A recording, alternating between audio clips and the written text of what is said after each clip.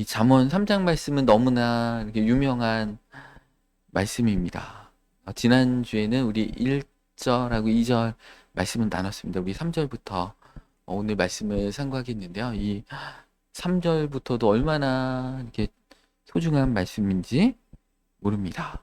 2026년은 특별히 이제 AI가 너무나 발전하는 시대이기 때문에 정보도 많고 또 사회가 급변하는 시대다 보니까 우리가 정보의 홍수 속에서 무엇을 선택하고 결정하고 이제 그런 어려움들도 이렇게 있습니다. 정치적으로도 어렵죠? 또 경제적으로도 어렵고 외교나 뭐 언어 하나 이렇게 속 시원하게 풀리는 것들이 없는 시대인 것 같습니다. 그렇지만 우리는 이런 시대 가운데서도 이게 잠언 3장 말씀을 통해서 솔로몬이 3000년 전에 지은 이 잠언 성경 말씀을 통해서 하나님은 동일하게 지혜와 우리에게 능력과 분별력을 허락하고 계십니다. AI가 최적의 답을 줄 것 같지만 그것은 참고용이고 그것은 인본주의잖아요. 하나님 중심적인 사고가 아니죠. 인간의 인본주의의 끝판왕이 AI일 것 같습니다. 그래서 인본주의의 끝판왕인 AI는 이제 정보 참고용으로 우리가 잘 지배하고 활용해야 되겠죠. 또 요즘은 이제 그 로봇들도 얼마나 이렇게 좋게 발전한지 모릅니다. 이 로봇도 인격이 있는 것이 아니고 우리 어떤 도구에 불과하니까 우리가 잘 이용하고 지혜롭게 사용하면 되겠습니다. 그렇지만 우리 하나님의 말씀은 우리의 근본이고 우리 삶의 기준점이고 우리 삶의 목표고 비전이 되는 것입니다. 정보가 많을수록 정신병은 더 많고 우울증은 더 많고 그죠? 과학기술이 발달한다고 해서 그게 해소가 안 됩니다. 하나님의 말씀이 아니고서는 우리에게는 뭔가 이렇게 비전이 없고 소망이 없습니다. 이 3000년 전에 지어진 잠언 3장의 말씀을 통해서 명쾌하게 하나님은 말씀하고 계신다. 오늘 요약하면 뭐예요? 하나님의 인자와 진리를 떠나지 말게 하고 5절에 하나님을 온전히 신뢰하라. 이렇게 요약할 수가 있겠습니다. 오늘 인자와 진리 할 때 이 인자는 그 유명한 히브리어 헤세드입니다. 이 단어는 성경에서 360번이나 쓰일 정도로 하나님의 변함없는 언약적인 사랑을 이렇게 말씀드리는 그분의 은혜를 이렇게 말씀드리는 귀한 단어입니다. 그래서 하나님께서 얼마나 변함없이 사람들을 사랑하는가. 우리는 날마다 주님을 떠나지만 하나님은 그렇지 않습니다. 출애굽기 34장 6절 말씀에 보면 여호와께서 그 앞으로 지나가시면 선포하시되 하나님은 자비롭고 은혜롭고 노하기를 더디하고 인자와 진실이 많은 하나님이라. 인자를 1000대까지 베풀며 악과 과실과 죄를 용서하리라. 이렇게 말씀하고 계십니다. 우리 시편 136편에도 그 인자심이 영원함이로다. 이게 이제 반복적으로 이렇게 후렴처럼 이게 반복됩니다. 하나님의 인자심이 아니면 우리가 살 수가 없죠. 벌써 광야의 이스라엘 백성처럼 우리는 멸망했을 것입니다. 예레미야가 3장 22절 말씀에도 이렇게 말씀입니다. 여호와의 인자와 긍휼이 무궁하심으로 우리가 진멸되지 아니함이니이다. 하나님의 인자와 긍휼하심이 없으면 우리는 벌써 번개 맞아 죽었다는 것입니다. 23절에 이것들이 아침마다 새로우니 주의 성실하심이 크시도소이다 는 것입니다. 하나님의 속성이 인자심이기 때문에 하나님은 하나님의 자녀된 우리에게도 동일하게 그 인자심을 가운데 살아라. 그죠? 인자와 진리가 네게서 떠나지 말게 하라. 오늘 본 말씀에 말씀하고 계시죠. 하나님이 인자시기 때문에 우리도 인자해야 된다는 것입니다. 사람들한테 막 차갑게 대하고 그죠?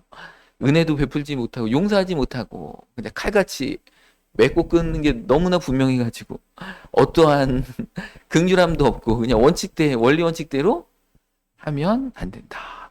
그러니까 이 AI가 만약에 판사가 되면 어떻게 됩니까? 원리 원칙대로 우리 좀 잘못했다고 징역 3년 그렇게 하면 어떻게 됩니까? 초범인 점과 이제 판사가 하면 어떻게 됩니까? 초범인 점과 불가피한 사유가 있었고 진심으로 반성하는 점, 그죠? 피해자 구제를 위해 힘쓴 점, 이런 것들 종합적으로 해가지고 감경 사유가 충분하기 때문에 집행유예로 이렇게 되는데 AI가 하면 어떻게 됩니까?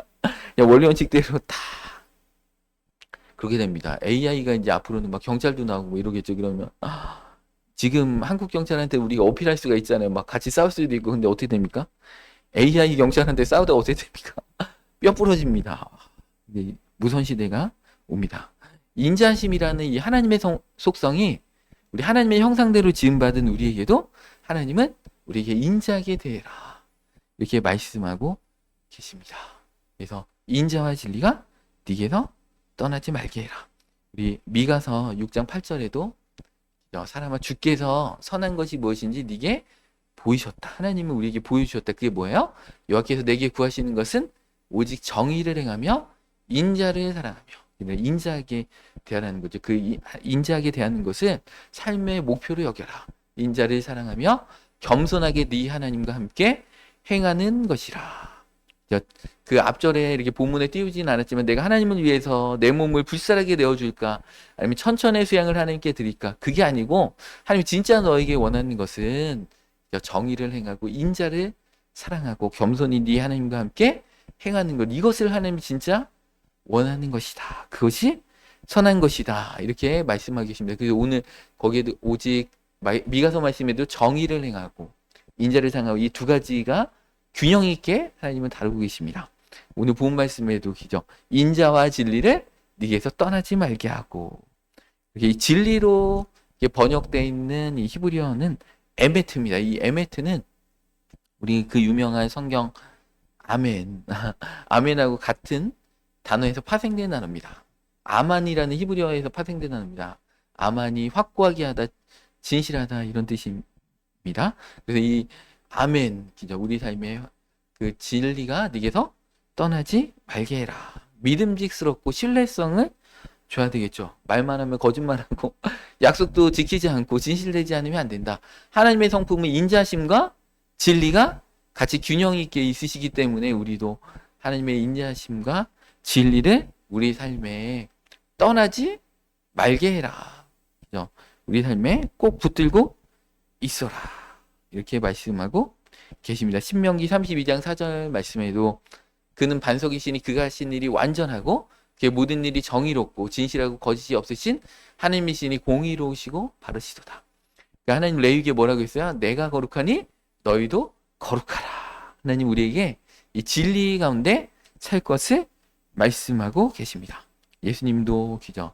본문에 띄우진 않았지만 내가 곧 길이요 진리요 생명이다. 이렇게 말씀하고 계십니다. 그래서 이 헤세드하고 에메트, 그러니까 이 인자심과 진리는 구약성에서 반복적으로 우리 말씀하고 계십니다. 서로 상호 보완적인 것이죠.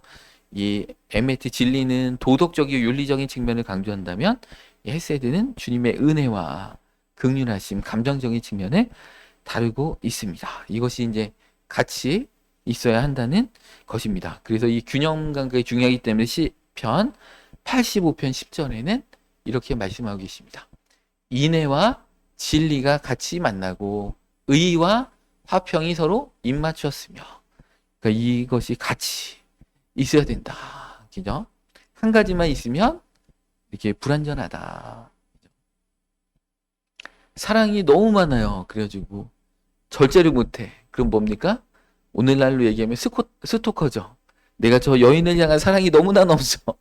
절제가 안 돼. 맨날 쫓아다녀. 싫다고 하는데 막 내 사랑은 진심이야. 이러면 스토커입니다. 여러분들 이 인애와 진리가 같이 해야 됩니다. 교회 안에서도 마찬가지죠.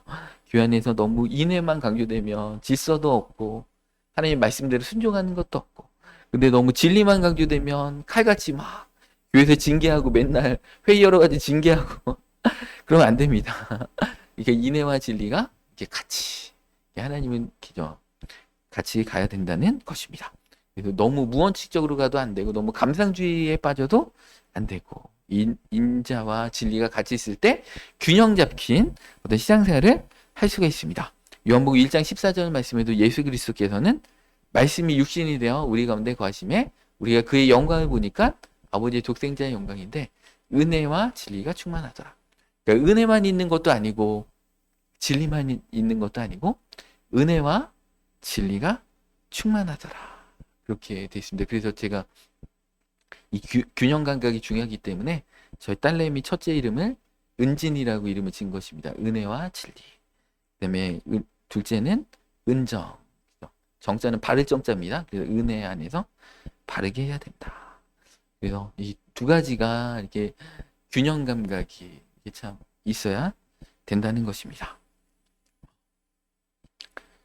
그 내게서 떠나지 말게 해라 이런 그 말씀은 그 원어적으로 항상 붙들고 있고 그리고 이렇게 목에 매라 이런 뜻이 있습니다.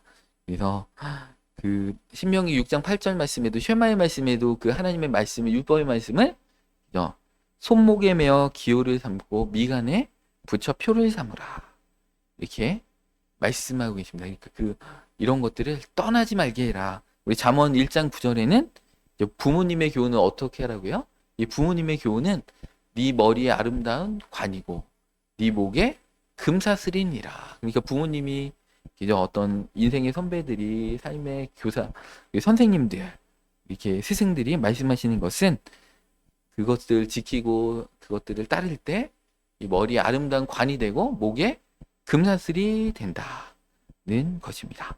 그래서 내게서 떠나지 말게 해라, 목에 매라 이런 것들은 그 어떤 인자와 진리가 우리 삶을 풍요롭게 하고 우리 삶을 가치 있게 하고 우리의 삶을 빛나게 한다 그런 뜻이 있습니다. 그래서 인자와 진리가 우리 삶의 장식으로서의 역할도 한다는 것입니다.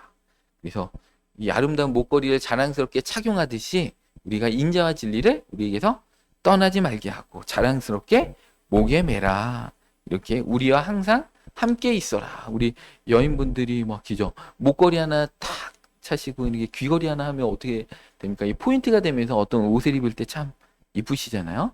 그렇다라는 것입니다.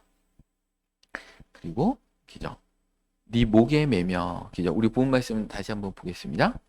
네게서 떠나지 말게 하고 그것을 네 목에 매며 인자와 진리를 목에 매라 이렇게 말씀하고 계시고 또 네 마음판에 새기라.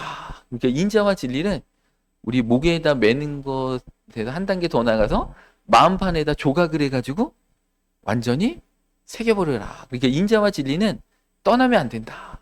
떠나지 말게 하고 목걸이로 목에 매고 마음판에 새겨버려라. 그죠? 마음의 서판, 내면의 변화까지, 그죠?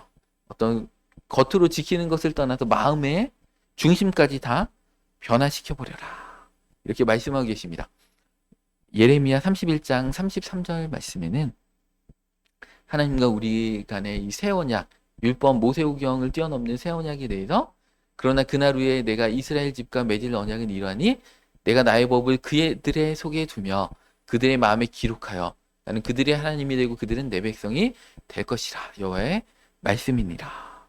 그 마음속에 하나님의 언약을 이제 이 신약 시대에는 두신다는 것입니다. 또 고린도서 3장 3절에는 바울이 이렇게 얘기했습니다. 너희는 우리로 말미암아 나타난 그리스도의 편지니 이는 먹으로 쓴 것이 아니요 오직 살아계신 하나님의 영으로 쓴 것이며 또 돌판에 쓴 것이 아니요 오직 육의 마음판에 쓴 것이라.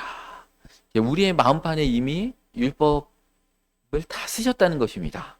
그러니까 이 인자와 진리도 우리 마음판에 새겨라. 목걸이로 걸어라. 이렇게 말씀하고 계십니다. 그러면 어떻게 됩니까? 우리 마음판에 있으면 우리가 억지로 노력하지 않아도 툭 치면 인자함이 나오고 툭 치면 진실감이 나오고 그런 삶으로 우리가 주님 앞에 살아갈 수 있다는 것입니다. 그렇게 되면 어떻게 됩니까? 오늘 본 말씀 4절에 그리하면 그죠? 네가 하나님과 사람 앞에서 은총과 귀중히 여김을 받으리라. 우리가 인자와 진리를 떠나지 말게 하는 삶을 마음판에 새기는 삶을 살 때 우리가 하나님과 사람 앞에서 은총과 귀중히 여김을 받는다. 우리가 나이 들수록 하나님이 축복해 주시고 또 주변 사람들한테 존경을 받고 또 부러움이 대상이 되고 저 집은 뭘 해도 잘 돼. 자식도 잘 되고 자식이 이렇고 저렇고 잘 돼. 그렇게 되는 귀중히 여김의 대상을 된다는 것입니다. 그런데 이 두 가지 영역에서 하나님과 사람 앞에서 은총과 귀중히 여김을 받는다. 우리 인자와 진리도 같이 균형을 이루어야 되는 것처럼 이 은총과 귀중히 여김을 받는 것도 하나님과 사람 앞에서 같이 받아야 됩니다.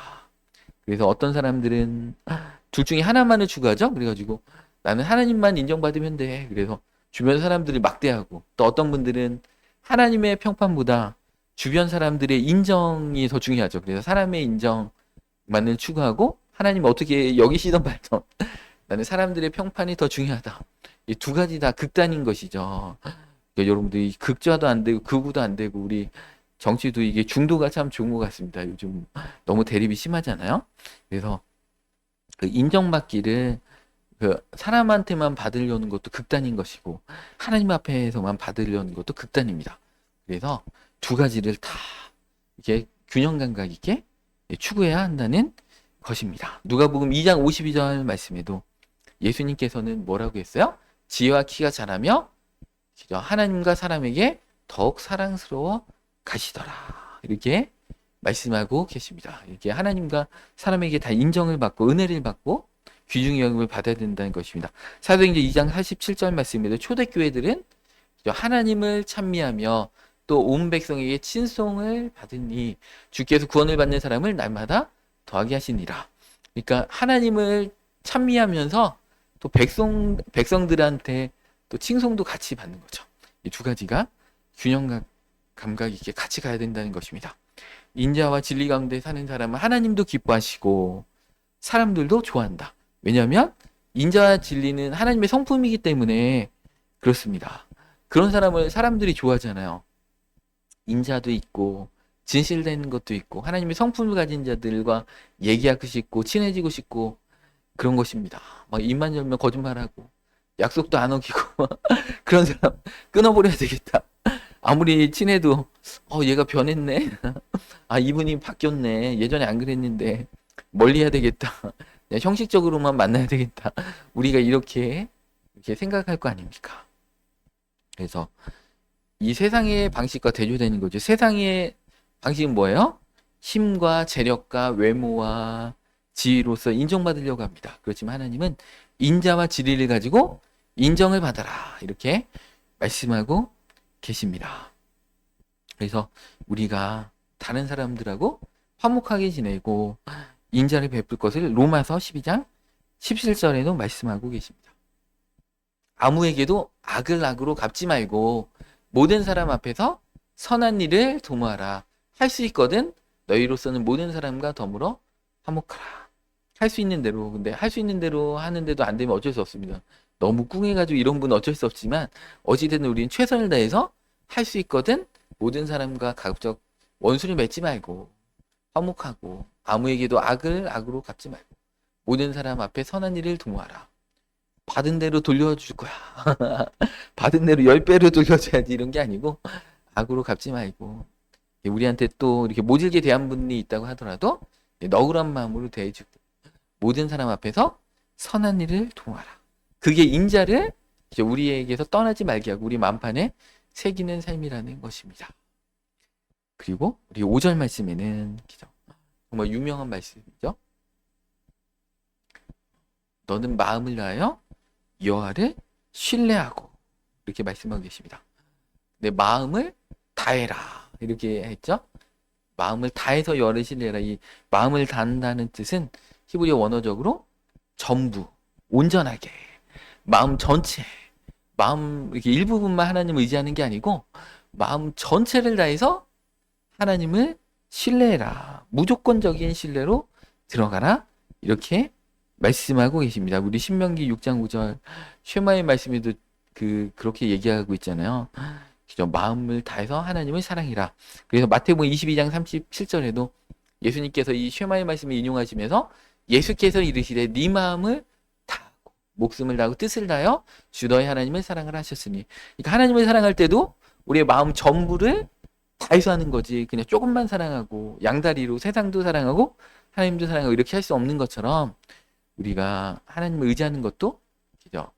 하나님은 온 마음을 다해서 전부를 다해서 원어적으로 전체 100%를 다해서 하나님을 신뢰해라 이렇게 말씀하고 계십니다. 그냥 마지못해서 조건적으로 반쯤만 신뢰하는 게 아니고 마음 깊은 곳에 우러나오는 온전한 신뢰를 하나님께 드려라 이렇게 말씀하고 계십니다. 이 신뢰한다는 뜻은 원어적으로 의지하고 확신하고 안전하게 느낀다는 뜻입니다. 우리 시편 37편 3절 말씀에도 여호와를 의뢰하고 선을 행하라. 땅이 머무는 동안 그의 성실을 먹을 거리로 삼을지어다. 또 여호와를 기뻐하라. 그리하면 네 마음의 손을 네게 이루어 주시리로다. 네 길을 여호와께 맡기라. 그를 의지하면 그가 이루시고. 그러니까 하나님을 의지하면 하나님께서 그 일을 이루어 주신다. 내 의를 빛같이.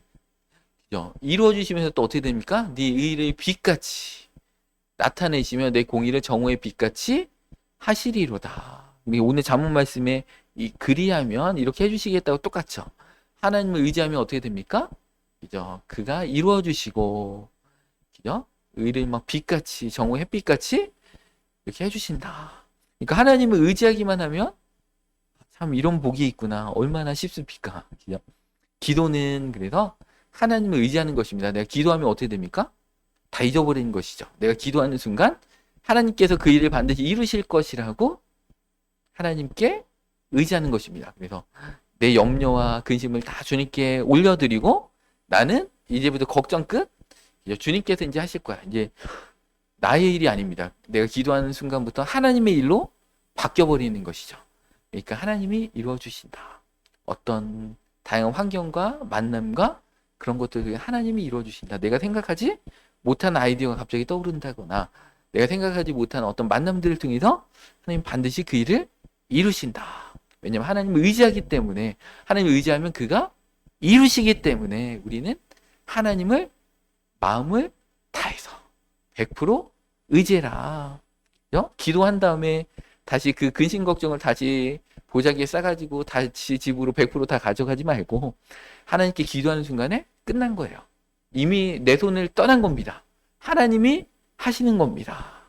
그렇기 때문에 우리는 하나님을 의지해라. 100% 의지해라. 이렇게 말씀하고 계십니다. 이사야 26장 3절 말씀 보겠습니다. 주께서 심지가 견고한 자를 평강하고 평강하도록 지키시리니 이는 그가 주를 신뢰함이니라. 주를 신뢰하는 자에게 평강함을 주신다는 거죠. 너희는 여호와를 영원히 신뢰하라. 주 여호와는 영원한 반석이심이로다. AI 시대에 또 막 여러 급변하는 시대에 하나님을 신뢰하면 우리의 삶은, 우리의 인생과 신앙은, 우리의 구원은 흔들리지 않습니다. 왜냐하면 하나님은 영원한 반석이 되시기 때문에 그렇습니다. 그리고 오늘 5절에 신뢰하고 또 두 번째로 뭘 하라고 했어요? 네 명철을 의지하지 말라. 하나님을 신뢰한 다음에 두 번째로 네 명철을 의지하지 말라. 이 명철은 참 좋은 것입니다. 이 성경 곳곳에서 명철은 참 귀한 거라고 얘기했습니다. 명철은 참 긍정적으로 쓰여진 단어입니다. 그런데 명철 자체가 나쁘다는 게 아니고 나의 명철을 최종적인 권위로 두지 말라. 하나님의 말씀보다 더 높이지 말라. 왜냐하면 우리의 지식은 불완전하고 우리의 시각은 편협하고 우리의 이해는 제한적이기 때문에 그렇습니다. 그러니까 우리 삶의 경험 내에서 우리는 판단할 수밖에 없어요. 내가 아는 범위 내에서 판단할 수밖에 없기 때문에 네 명철을 의지하지 말라. 그죠? 우리 어떤 결정을 할 때 항상 하나님께 먼저 기도해서 여쭤보고, 하나님 저는 이렇게 제 명철을 우리는 이용해야 되겠죠. 우리의 이성적인 동물일 때 이성을 최대한 활용해야 됩니다. 그리고 정보도 최대한 듣고 조언도 구하고 그래야 되지만 하나님 그 결과는 하나님께 맡겨드립니다. 제가 혹시 잘못 선택했다면 하나님께서 그 길을 막아주시고, 또 내가 원하는 대로 100%안 될지라도 나는 하나님의 인도하심을 믿습니다. 내가 내린 결론이 100% 완전한 게 아닙니다. 저는 하나님을 의지합니다. 그리고 뭔가를 결정하기 전에 기도를 먼저 해야 되겠죠. 하나님, 제가 결정할 때 내 이성 가운데, 내 명철 가운데 하나님께서 지혜를 주시고 정보를 주시고 깨닫게 해주십시오. 내가 다 결정 내려놓고 하나님께 통보만 하고 사실은 이렇게 할 거면서 하나님이 응답해 주셔도 그렇게 순종 안 할 거면서 내가 다 결론 내려놓고 하나님 앞에 형식적으로 하지 말고, 하나님 저는 부족합니다. 하나님 지혜 주십시오. 야고보서에 뭐라고 했어요? 지혜가 부족하거든 후히 주시고 꾸짖지 아니하시는 하나님께 구하라. 그럼 주시리라. 그러니까 스스로의 경험과 지혜를 의지하지 말고, 하나님 난 똑똑합니다 이러지 말고 전 부족합니다. 하나님 제가 결정하는 가운데 전 부족하니까 하나님께서 인도해 주십시오. 깨닫게 해 주십시오. 중요한 결정일수록 더 그렇겠죠. 하나님께 나의 어떤 한계를 인정해드리고 겸손하게 주님의 인도하심과 주님의 지혜가 기름 부어질도록 하나님을 의지하라는 것입니다. 그래서 나는 똑똑하니까, 난 잘났으니까, 이게 아닙니다. 우리의 명철을 의지하지 말라. 우리의 명철을 의지하면 안 된다. 이렇게 말씀하고 계십니다. 고린도전서 1장 25절 말씀에도 하나님의 어리석음이 사람보다 지혜롭고 하나님의 약하심이 사람보다 강하니라. 고린도전서 3장 19절 말씀에도 이렇게 말씀하고 계십니다. 이 세상의 지혜는 하나님께 어리석은 것이니 기록된 바 하나님의 지혜 있는 자들로 하여금 자기 꾀에 빠지게 하시는 일을 하였고, 우리가 지혜롭다라고 스스로 자고하면 하나님 우리의 꾀에 빠지고 넘어지게 하신다는 것입니다. 이사야서 55장 8절 말씀에도 이렇게 말씀하고 계십니다. 이는 내 생각이 너의 생각과 다르며 내 길은 너의 길과 다름이니라. 여호와의 말씀이니라. 이는 하늘이 땅보다 높음같이 내 길은 너의 길보다 높으며 내 생각은 너의 생각보다 높음이니라. 그러니까 우리의 뜻대로, 우리의 결정대로 우리가 우리의 명철과 이성을 최대한 활용해서 뭔가 결정했는데 그게 안 풀렸어. 하나님이 다른 길로 인도하신다. 그럼 우리는 하나님의 지혜와 하나님의 능력을 신뢰해야 됩니다. 하나님이 오르십니다. 제가 미처 알지 못하지만 하나님이 오르십니다. 우리 세옹지마라는 유명한 사자성어 있잖아요. 그죠? 말 한마디가 이렇게 그 집을 뛰쳐나갔습니다. 그래서 주변 사람들이 걱정하니까 그래서 좋은 일이 있겠지 했더니 어떻게 됩니까? 그 말이 그죠? 그 암컷을 같이 데려왔잖아요. 한 마리 더 1+1이 이렇게 됐잖아요. 그래가지고 좋았는데 그죠? 근데 아들이 그 말을 타다가 어떻게 됐습니까? 탁 넘어져가지고 떨어져가지고 불구자가 됐습니다. 그러니까 야, 저 말이 복의 말이 아니고 정말 저 가정의 재앙이구나. 그래서 어떡하냐고 그랬더니 세웅이 어떻게 했어요? 또 무슨 좋은 일이 있겠지 이렇게 했다는 것입니다. 근데 그 해에 전쟁이 일어나가지고 그 마을에 남자들이 다 끌려가가지고 대부분이 죽었는데 세웅이 아들은 장애를 입어가지고 전쟁에 안 가지고 살았다는 것입니다. 그러니까 우리 삶의 어떤 세상의 이치도 세웅도 그것을 깨달았는데 하나님의 형상들을 지음받은 우리가 삶의 어떤 일들 가운데 어려움이 있다고 해서 일희일비하면 안 된다는 것이죠. 우리의 뜻대로 보면 이거 지질이 복도 없구나, 재수가 없구나, 이게 아니라는 것입니다. 우리는 하나님을 사랑하는 자, 곧 그 뜻대로 부르심을 입은 자들에게는 모든 것이 합력하여 선을 이룬다. 우리가 주님의 뜻 가운데 있다면 모든 것이 합력하여 선을 이룬다. 실패도 주님의 뜻이고 복된 길로 인도하시는 다 재료가 되는 것이고, 하나님은 재활용을 너무나 잘하시기 때문에 우리의 인생에 버릴 것이 하나도 없어요. 우리가 예수님 믿기 전에 그 경험도 다 끌어다가 쓰시고 우리를 사용하십니다. 그러니까 우리 삶에 어떠한 저주처럼 여겨지는 정말 어려움과 그죠? 슬픔이 올지라도 그것은 합력하여 선을 이루는 것입니다. 그러니까 우리의 명철로 그것을 판단하지 말라. 하나님의 길은 그죠? 높다. 우리의 생각은 하나님의 어떤 크신 계획 가운데 우리가 알 수가 없다. 우리는 신앙이 뭐예요? 하나님을 믿고 하나님만을 의지하며 가는 것이다는 것입니다.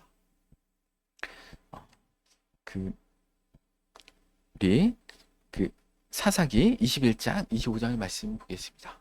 우리 여호수아도 죽고 그때 가나안 정복 전쟁을 했던 세대들이 다 죽으니까 이 이스라엘 백성들이 어떻게 하냐면, 그때 이스라엘에 왕이 없으므로 사람이 각기 자기의 소견에 옳은 대로 행하였더라. 하나님이 왕이 되셔야 되는데 그때는 뭐 물리적인 어떤 왕도 없었지만 자기가 그냥 자기 소견에 오른 대로 자기가 행했다.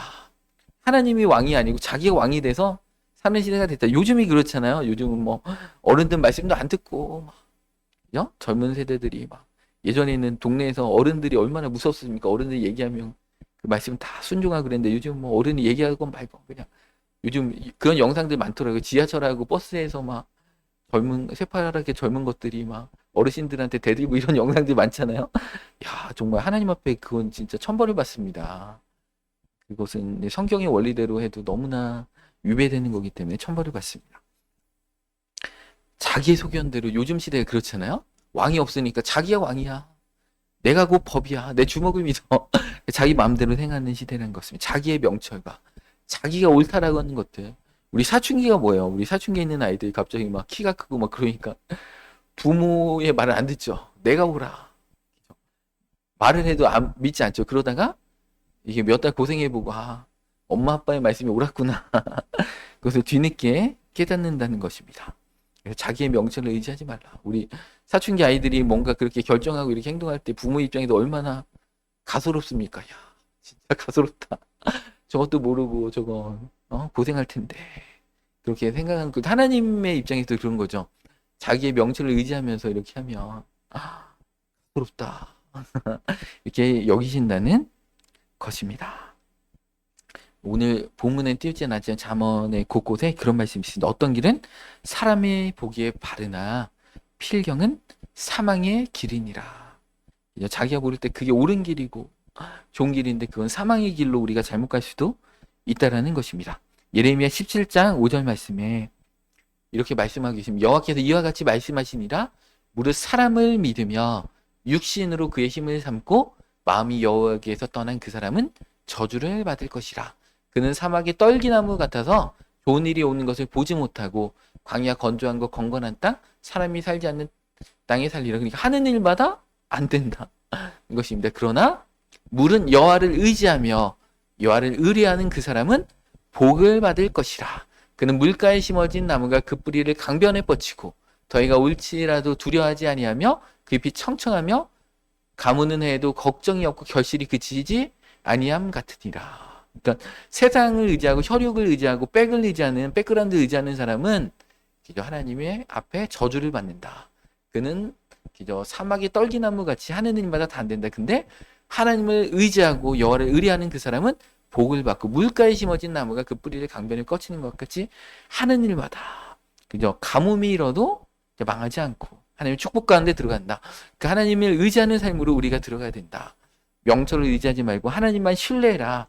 하나님은 그렇게 성경 곳곳에 반복적으로 말씀하고 계십니다. 하나님을 신뢰하되 하나님이 우리에게 주신 이성과 판단력도 사용해야 됩니다. 근데 그것에 종속되어지진 않고 최종 권위는 하나님의 말씀에 있다. 그래서 우리의 판단과 하나님의 말씀이 충돌할 때 우리는 순종하고 하나님의 말씀대로 살아가야 한다는 것입니다. 그래서 이제 벌써 식사 시간이 됐기 때문에 정리하겠습니다. 오늘 다시 6절 말씀 보고서 이렇게 마무리를 좀 해야 될 것 같습니다. 너는 범사에 그를 인정하라. 그리하면 내 길을 지도하시리라. 그죠? 모든 일들 가운데, 그죠? 모든 영역들 가운데 하나님을 인정하면 하나님이 우리의 삶을 지도해 주신다. 우리 삶을 어떤 정보도 주시고 깨닫게 해주셔가지고 우리 삶에 좋은 선택을 할 수 있도록 지도해 주신다. 여러분들 AI한테 물어보면 된다 이거 아닙니다. 여러분들 AI한테 아무리 100번 1000번 물어봐도 성공 못합니다. 그러면 AI로 될 것 같으면 뭐 다 되죠. 아닙니다.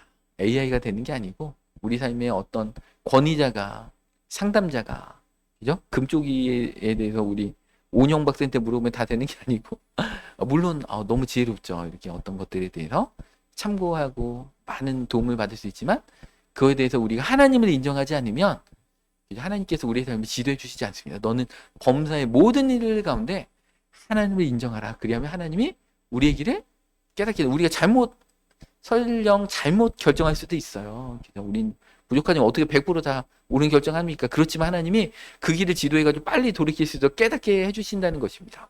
그래서 우리는 범사에 하나님을 인정해라.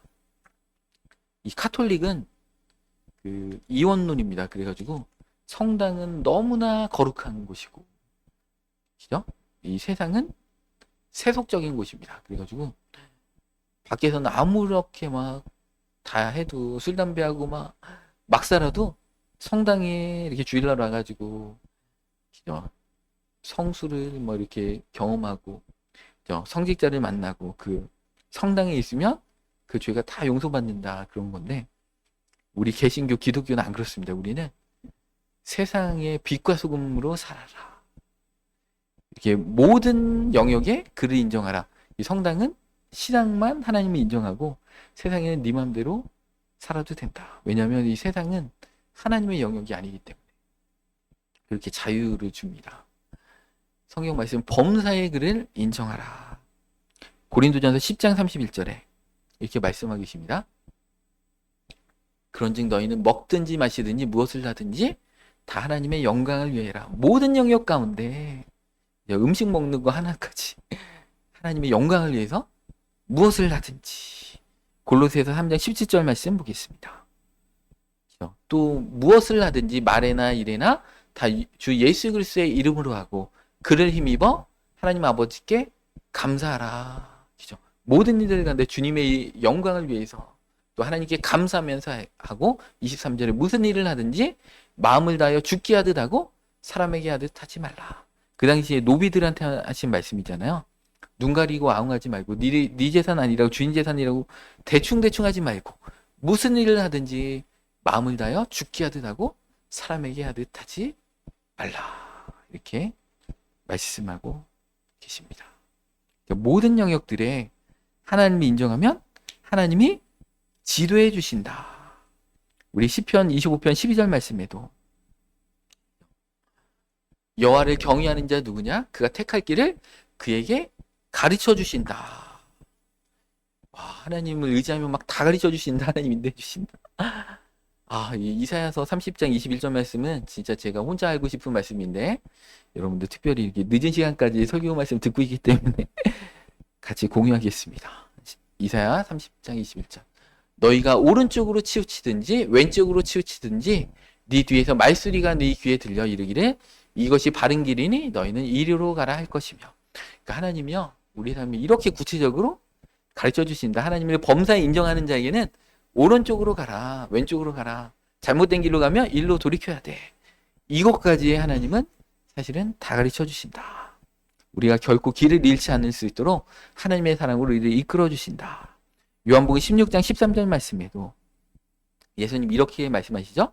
우리 가운데 성령님이 내주하고 계시잖아요. 그러나 진리의 성령이 오시면 그가 너희를 모든 진리 가운데로 인도하시리니 그가 스스로 말하지 않고 오직 들은 것을 말하며 장래일을 너에게 알리시리라. 그죠? 우리를 모든 하나님의 진리 가운데 인도하시죠. 선한 길로 인도하시고 또 장래일도 깨닫게 해주시죠. 특별히 장래일은 우리 마지막 때 종말의 때에 어떻게 살지를 얘기해 주신다. 그러니까 우리가 범사의 하나님을 인정하면 될 것입니다. 우리 지난주 말씀에부터 이렇게 정리해드리면 지난주 1절, 2절 말씀은 뭐예요? 하나님의 마음을 잊지 말고 말씀을 마음에 새겨라. 그죠? 오늘 말씀은 그죠? 인자와 진리를 그죠? 같이 그 마음을 통해서 목걸이를 메고 마음판에 새겨라. 또 그죠? 범사의 하나님을 인정해라. 그죠? 네 명철을 의지하지 말라. 그리하면 하나님이 지도해 주신다. 근데 어떻게 됐어요? 마음을 다해서 100% 다해서 조건적이거나 그죠? 부분적이 아니고 전인격적으로 하나님을 신뢰해라. 범사의 삶의 모든 영역에 하나님을 인정해라. 교회에서만이 아니라 일터에서 가정에서 자녀 문제까지 모든 상황 가운데 하나님을 인정해라. 그렇게 살 때 복되고 형통하리라. 하나님이 인도해 주시겠다. 이것이 불확실한 시대에 우리에게 주시는 확실한 약속입니다.